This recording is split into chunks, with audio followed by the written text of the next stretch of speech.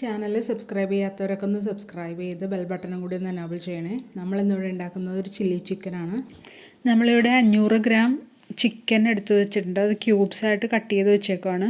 ചിലത് ബോൺലെസ് ആണ്, ചിലത് ബോണും ഉണ്ട്. ഒരു table spoon ginger garlic paste ഇട്ടു. ഒരു ടേബിൾ സ്പൂൺ സോയാ സോസ് ഇട്ടു. കുറച്ച് ഉപ്പും കൂടി ഇട്ട് കൊടുത്തിട്ടുണ്ട്.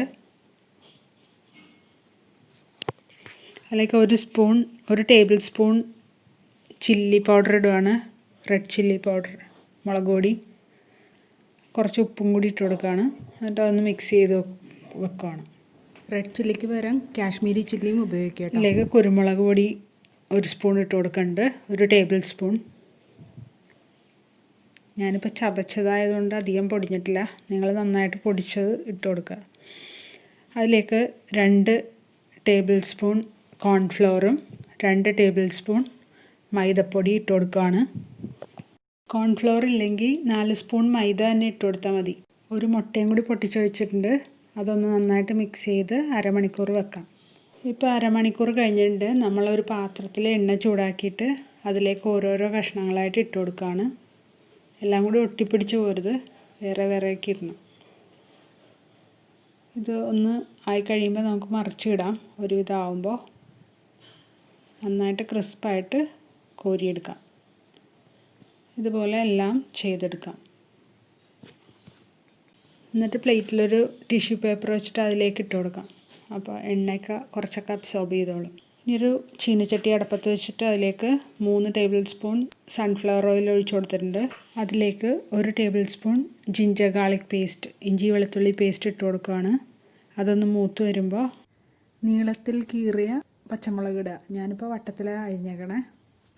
ഇനി ഇത് നന്നായിട്ട് മൂത്ത് വരണം. ക്യൂബ്സ് ആക്കിയ ക്യാപ്സിക്കം, അത് ഒരു പകുതി മതി. വലിയ ക്യാപ്സിക്കം ആണെങ്കിൽ അതിൻ്റെ പകുതി മതി.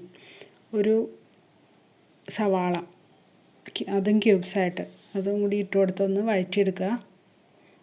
അധികം വെന്ത് പോകേണ്ട ആവശ്യമില്ല. അതിലേക്ക് നമ്മൾ ചിക്കനും കൂടി ഇട്ട് വെച്ച് കൊടുക്കുകയാണ്.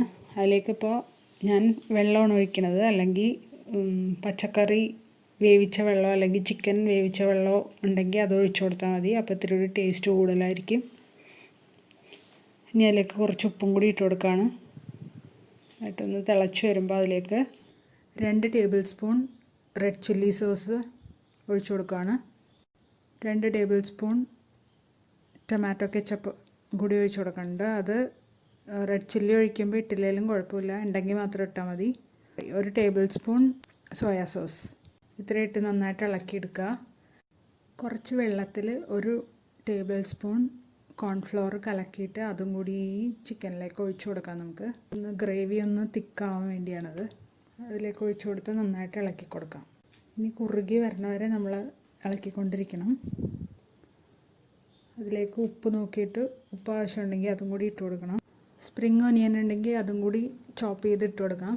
അതിൻ്റെ താഴ്ഭാഗം, വെള്ള കളറുള്ള ഭാഗം ആ ക്യാപ്സിക്കം ഇട്ട് കൊടുത്ത സമയത്തും പച്ച കളറുള്ള ഭാഗം ഇപ്പോൾ ഗാർണിഷ് ചെയ്യാനും ഉപയോഗിക്കാമായിരുന്നു. ഇപ്പോൾ എനിക്കില്ലാത്തതുകൊണ്ട് ഞാൻ ഇടണില്ല.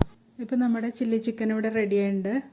ഇതെല്ലാവരും ട്രൈ ചെയ്ത് നോക്കണം. ഇഷ്ടമാവുകയാണെങ്കിൽ ലൈക്ക് ചെയ്ത് കമൻറ്റ് ചെയ്ത് ഷെയർ ചെയ്യണം. സബ്സ്ക്രൈബ് ചെയ്യാൻ മറക്കല്ലേ.